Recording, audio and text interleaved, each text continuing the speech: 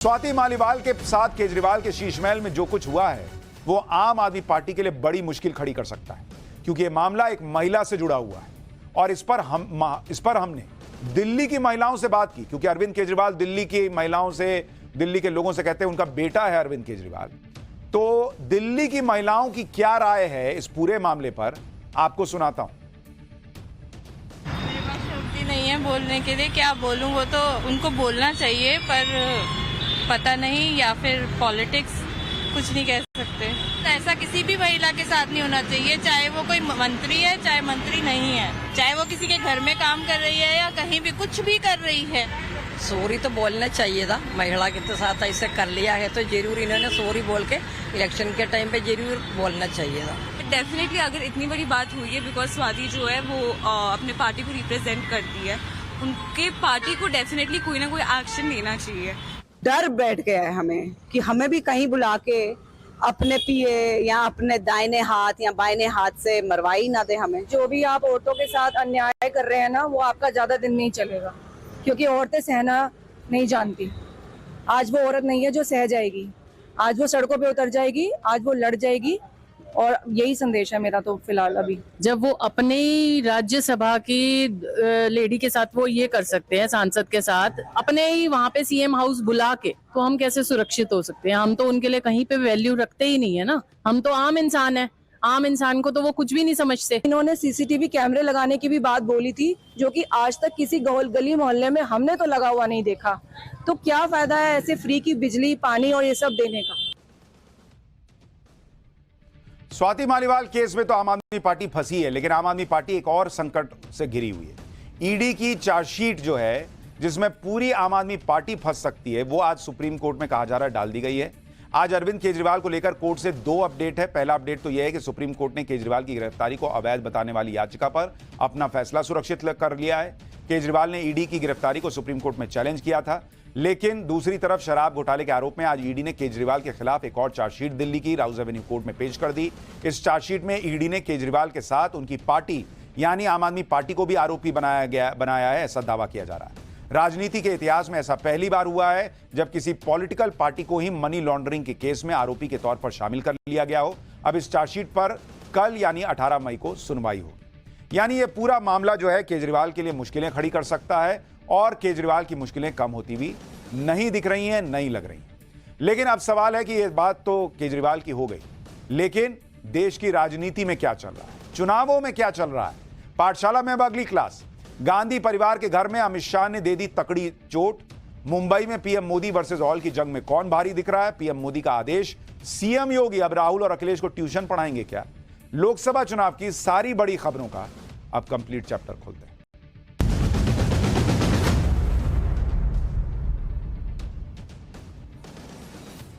पांचवें चरण का मतदान होने से पहले आज सबसे बड़ी राजनीतिक जंग शुरू होगी, जिसके लिए सभी पार्टियों ने अपनी पूरी ताकत झोंक दी है। पांचवें चरण में दो सबसे महत्वपूर्ण राज्य हैं, एक है यूपी और दूसरा महाराष्ट्र। यूपी में गांधी परिवार के खिलाफ उनके ही गढ़ में आज अमित शाह ने कांग्रेस को तगड़ा झटका दे दिया। वहीं महाराष्ट्र में पीएम मोदी के खिलाफ इंडी गठबंधन ने शक्ति प्रदर्शन किया। महाराष्ट्र में पीएम मोदी वर्सेस ऑल की जंग की तस्वीरें आपको आगे दिखाऊंगा, लेकिन पहले उत्तर प्रदेश की बात करूंगा। कैसे आखिर के 3 चरणों के लिए पीएम मोदी ने माहौल सेट कर दिया है। 2 दिनों में यूपी में पीएम मोदी की ताबड़तोड़ रैलियां यूपी में बीजेपी को क्लीन स्वीप के टारगेट के करीब पहुंचा चुकी है। कल पीएम मोदी ने यूपी में तूफानी अंदाज में 4 चुनावी रैलियां की थी। आज भी उनका यह तूफानी दौरा जारी रहा। आज भी पीएम मोदी ने यूपी के बाराबंकी, फतेहपुर, हमीरपुर में चुनावी रैलियां की। अपनी हर रैली में प्रधानमंत्री मोदी इंडी गठबंधन पर खटाखट हमले बोल रहे हैं, जिसकी बौखलाहट भी इंडी गठबंधन के नेताओं पर दिखने लगी। आज बाराबंकी की रैली में पीएम मोदी ने समाजवादी पार्टी और कांग्रेस का पूरा ट्रैक रिकॉर्ड खोल दिया। पीएम ने कहा कि अगर समाजवादी पार्टी और कांग्रेस सरकार में आए तो रामलला को फिर से टेंट में भेजेंगे और मंदिर पर बुलडोजर चला देंगे। पीएम मोदी यहीं नहीं रुके, उन्होंने कहा कि समाजवादी पार्टी और कांग्रेस को सीएम योगी से सीखने के लिए ट्यूशन लेना चाहिए कि बुलडोजर कहां चलाना है और कहां नहीं। पहले पीएम मोदी को सुनिए, फिर आपको बताऊंगा समाजवादी पार्टी और कांग्रेस के गवर्नेंस मॉडल पर पीएम ने क्या कहा। ये किसी भी हद तक जा सकते हैं जी, इनका ट्रैक रिकॉर्ड ही ऐसा है। इनके लिए देश वेश कुछ नहीं है भाई, उनके लिए तो उनका परिवार और पावर, यही उनका खेल है।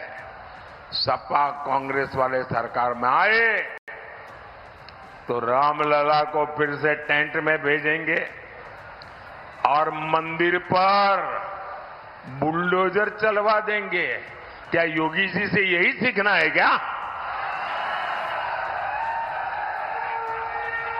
अरे जरा योगी जी से ट्यूशन लो, बुलडोजर कहां चलाना कहां नहीं चलाना।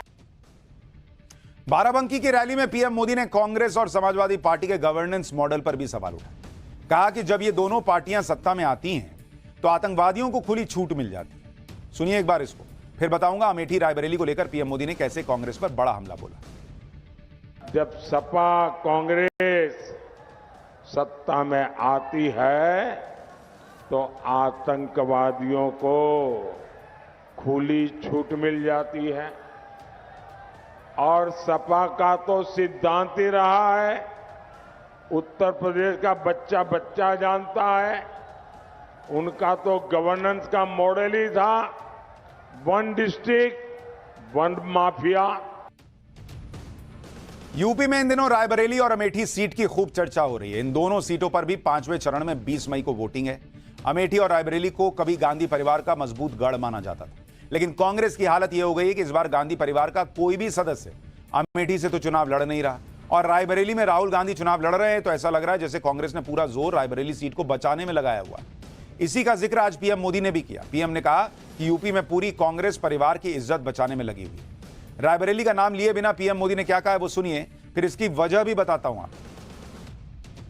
यूपी में कांग्रेस का कोई वजूद नहीं है।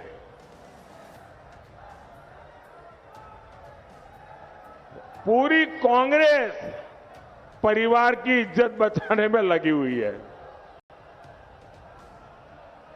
लेकिन फिर भी हर चुनाव में दो लड़कों की जोड़ी लॉन्च हो जाती है, क्योंकि कांग्रेस और सपा दोनों की कुंडली मिलती है, सारे गुण मिलते हैं। ये दोनों परिवारवाद को समर्पित है, दोनों भ्रष्टाचार के लिए राजनीति में है। यानी प्रधानमंत्री लगातार हमलावर हैं कांग्रेस और समाजवादी दोनों पर। चुनावी रैली में सीएम योगी ने समाजवादी पार्टी और कांग्रेस गठबंधन पर बड़ा हमला बोला। सीएम योगी ने इस गठबंधन को नया नाम भी दिया। सीएम योगी को सुनिए एक बार।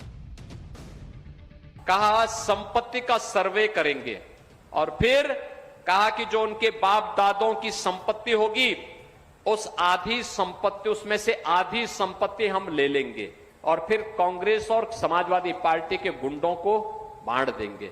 बहनों और भाइयों, ये समाजवादी पार्टी और कांग्रेस का नया संस्करण है और इसको कहते हैं खून चुसवा। आपने सुना होगा ना, बहुत बार नाम आते हैं अलग अलग। कभी लोग अफवाह फैलाते हैं बाल नचुआ का, बाल नचुआ यही बोलते हैं ना, ये अफवाह गांव में चलती है और ये खून चुसवा संस्करण है इनका। बताओ, औरंगजेब की आत्मा घुस गई इन लोगों के ऊपर। ये जजिया कर है औरंगजेब का। क्या ये जजिया कर उछलने देंगे आप सपा और कांग्रेस के लोगों को? अब बात महाराष्ट्र में पीएम मोदी वर्सेस ऑल के जंग की। यूपी की बात तो आपने देख ली। आज मुंबई के शिवाजी पार्क में प्रधानमंत्री मोदी ने एक बड़ी चुनावी रैली की। इस रैली में पहली बार एमएनएस प्रमुख राज ठाकरे भी नजर आए। वहीं इंडी गठबंधन ने मुंबई के बीकेसी मैदान में रैली। इस रैली में दिल्ली के सीएम केजरीवाल शामिल हुए।